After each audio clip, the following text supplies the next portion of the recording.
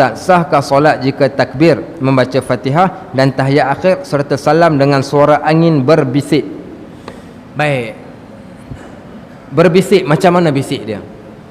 Kalau dia berbisik, dia dengar, contohnya Allahu Akbar. Telinga dia dengar, orang tak dengar. Dia seorang dengar perbuatan, perkataan yang dia sebut, sah solat dia. Okey, baik. Tapi kalau bunyi angin saja, bunyi angin, bunyi fosek, yang ni dia bunyi dalam hati separuh, mulut separuh, maka tak sah solat. Baik, kita terang. Di dalam solat kita ada 3 rukun. Dalam solat kita ada 3 rukun. Yang pertama kita panggil rukun qauli, yang kedua kita panggil rukun fi'li, yang ketiga kita panggil rukun qalbi. Rukun qauli ini yang wajib disebut, tak sebut tak sah solat, dan mesti disebut dengan jahar, satu persatu, dengan tajwidnya, dengan makhrajnya mesti betul dan tak boleh disebut suka-suka. Tempat yang rukun qauli, tempat yang pertama ketika menyebut Allahu Akbar, lafaz takbiratul ihram. Lafaznya bukan angkat tangan, yang ni sunat. Angkat tangan sunat, menyebut Allahu Akbar hukumnya adalah rukun. Satu masjid di Melaka jadi kecoh solat Jumaat.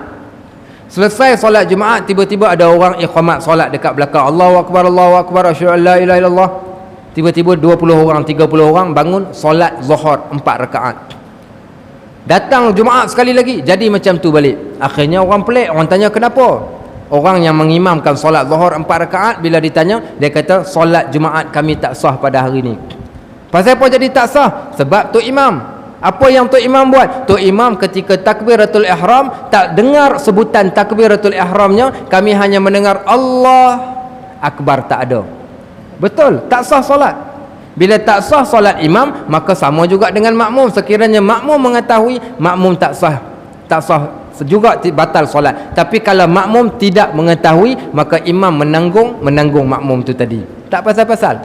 So kita dengar dia hanya menyebut kalimah Allah Akbar, dia sebut dalam hati ke Allahu a'lam, tapi tak ada siapa pun yang dengar.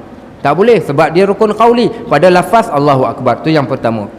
Yang kedua adalah ketika mana bacaan Al-Fatihah termasuk Bismillahirrahmanirrahim. Bismillah, iaitu sampailah kepada ghairil maghdubi alaihim waladdallin. Maka dekat situ hukumnya adalah wajib dibaca kerana dia adalah rukun. Walaupun kita solat secara, kita jadi makmum dalam solat, maka hukumnya adalah rukun, perlu disebut sekurang-kurangnya telinga kita dengar.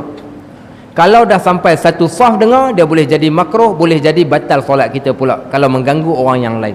So kita mesti kena dengar dan tahu butiran.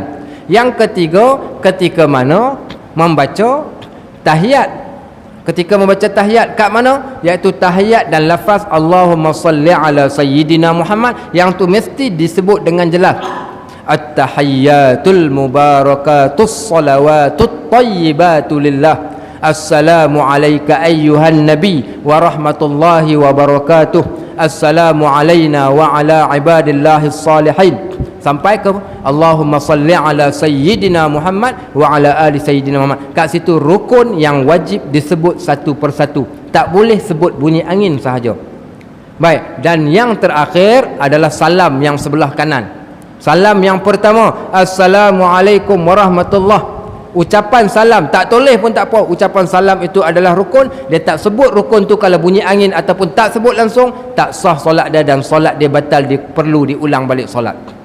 Waktu bulan Ramadan yang lalu, kita jadi imam tarawih. Bila kita bagi salam, Assalamualaikum warahmatullahi, kemudian kita pun bagi salam yang sebelah kiri, Assalamualaikum warahmatullahi. Makmum baru nak bagi salam sebelah kanan. Kita duk perhati ada 4-5 orang jemaah yang mana mereka hanya toleh, tanpa disebutkan kalimah, satu kalimah pun tak sebut.